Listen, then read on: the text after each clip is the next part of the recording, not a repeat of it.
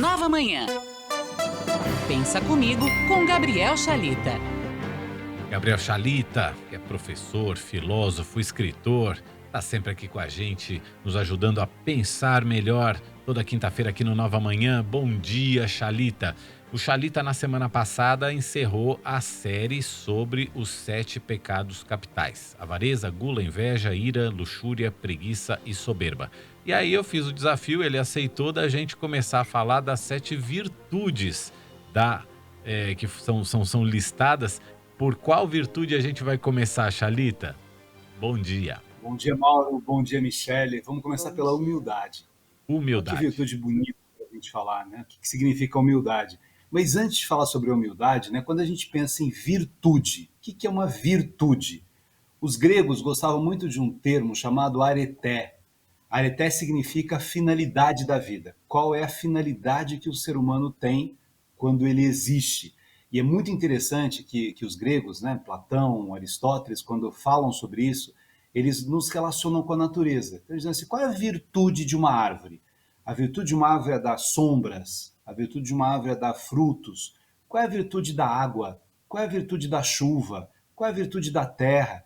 Cada elemento nasceu para alguma coisa. E o ser humano faz parte dessa natureza, só que o ser humano vai além, porque ele não nasce programado para uma coisa específica, ele desenvolve isso. O ser humano tem uma possibilidade imensa de fazer coisas extraordinárias e de fazer coisas muito ruins. O ser humano pode desenvolver uma imensa capacidade de amar, de cuidar, e pode desenvolver uma capacidade muito ruim de destruir, de matar, de humilhar. Vocês estavam comentando hoje sobre o aumento de feminicídio, de violência contra a mulher, de agressão. A gente vê o tempo todo, né, pessoas agredindo pessoas, destruindo pessoas. Então, o que seria virtude? Seria essa grande reflexão humana de que serve a minha vida nesse mundo. O que eu estou fazendo aqui? Para que eu estou aqui? E aí essa primeira virtude, né, dessas 7 virtudes que se contrapõem aos 7 pecados capitais, é a virtude da humildade, porque ela nos relaciona com a gente mesmo. A palavra humildade, a origem dela é humus, que significa terra.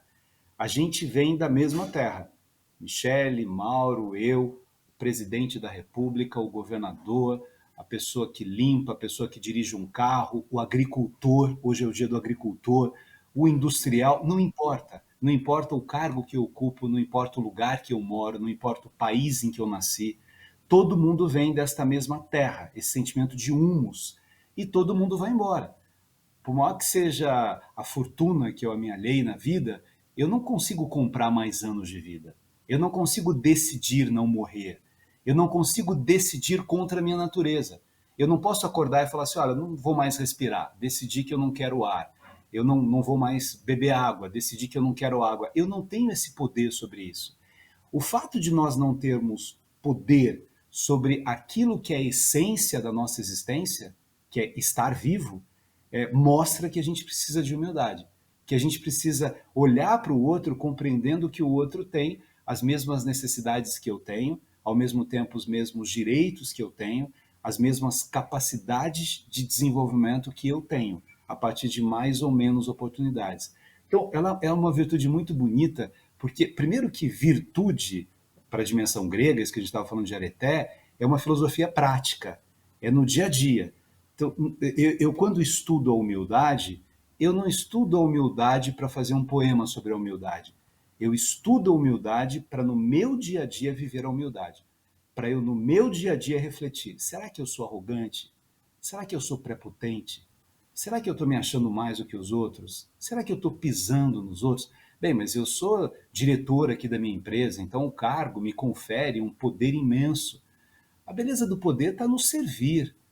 A beleza do poder está em ser útil àquela empresa em que você trabalha, à família em que você vive, às pessoas com as quais você convive. E essa humildade, Michele, ela estabelece laços muito bonitos na minha relação com o outro. É muito mais fácil eu olhar para o outro como um igual, como alguém que é tão imperfeito quanto eu, como alguém que tem carências, como eu tenho carências, como alguém que tem medo, como eu tenho medo, como alguém que vai morrer, como eu vou morrer. E aí, ao ter essa compreensão da finitude, da efemeridade das coisas, do tempo, talvez a minha relação com as pessoas seja uma relação mais harmoniosa, uma relação mais bonita, uma relação mais construidora de afetos. Essa é a beleza da humildade. Nós somos todos, né, da mesma raça humana, da mesma irmandade humana, então não há sentido nenhum de alguém se achar um cidadão de primeira categoria e colocar um outro alguém em segunda ou em terceira categoria. Todos esses arroubos de arrogância, eles são muito ruins. A gente falou sobre isso quando a gente falou do primeiro pecado capital, que é a soberba. As pessoas soberbas, elas fazem um mal para os outros e para elas mesmas. Aquela frase horrorosa, né, de alguém que fala, sabe com quem você está falando? Porque eu sou um juiz de direito, porque eu sou um promotor, ou porque eu sou um deputado. Você é um ser humano. Eu sou um ser humano, nós somos seres humanos. Então, com quem você está falando? Estou falando com um ser humano. Um ser humano que fica doente, um ser humano que vai morrer, um ser humano que precisa de amor da mesma maneira que eu preciso. Que faz cocô e xixi, vamos falar todas as verdades, né? Ô, Que Xalita, tem um e aí? É. Exatamente, tem o encravado.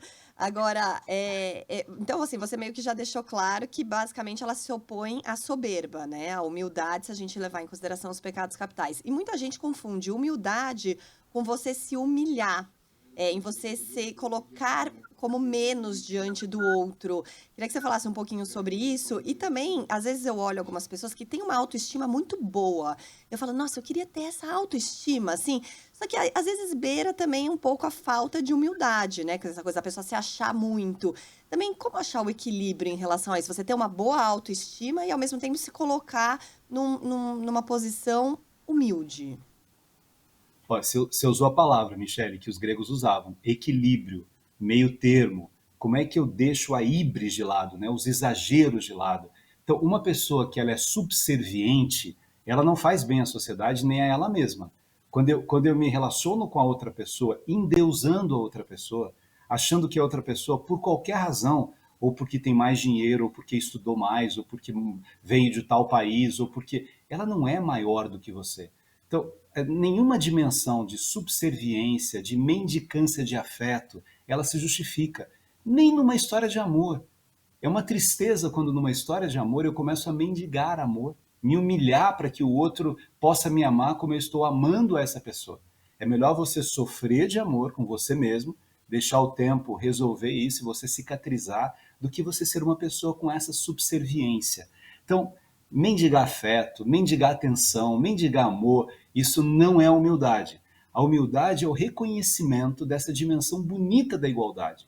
Nós somos diferentes em pensamentos, nós temos mais ou menos dinheiro, essa ou aquela profissão, tudo isso faz parte. Agora, nós somos igualmente seres humanos, então eu não tenho que me humilhar com isso.